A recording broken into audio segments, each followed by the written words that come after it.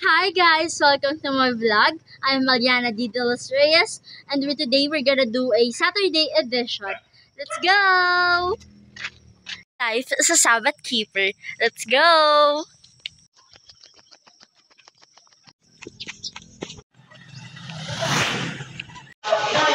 Laki na, mga bituin tala sa aking putong pagkukulang araw sa hapon, sa lugar na mahina.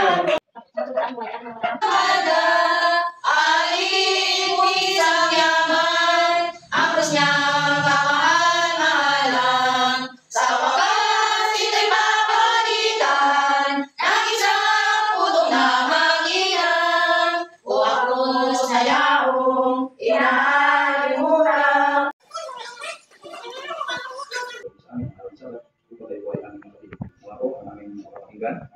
Awit sa dagat, awit ang mga Israelita na noong sila ay umalis, kaya pati yung parang kaya dagat, kaya tinawag na rin. Siguro itong problema pagka ikaw sana ang bilis na dapat. Ang kabayakan, hindi pa ako naalbag. Gusto mo ba? Hindi kasi sa akin, sa akin. Tapos sila ito ay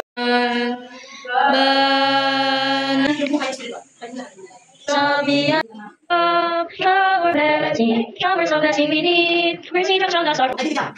Nasa pagkakataon, bakit? Nasa kahitan, ano? The Lord and just be still. I know that He is God.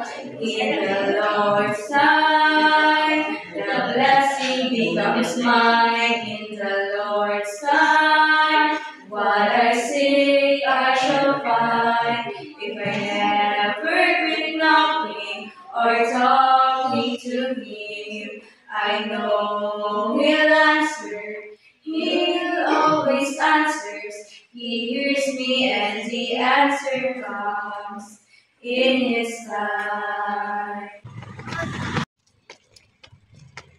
So you saw today my day in a life is Saturday edition. This vlog is extra meaningful to me not because only it's my first but also I get to share with you the gospel of God. I am a Seventh-day Adventist and what I like the most about our church is that youth are involved in studying the lesson and children also have their own lessons to study. As a Sabbath keeper, I have come to see the seventh day not just a commandment to obey, but a gift to embrace. The business of life, where schedules, responsibilities, and worries often consume me, the Sabbath becomes a second pause. It reminds me of my worth is not measured by what I produce or accomplish, but who I am in the eyes of God.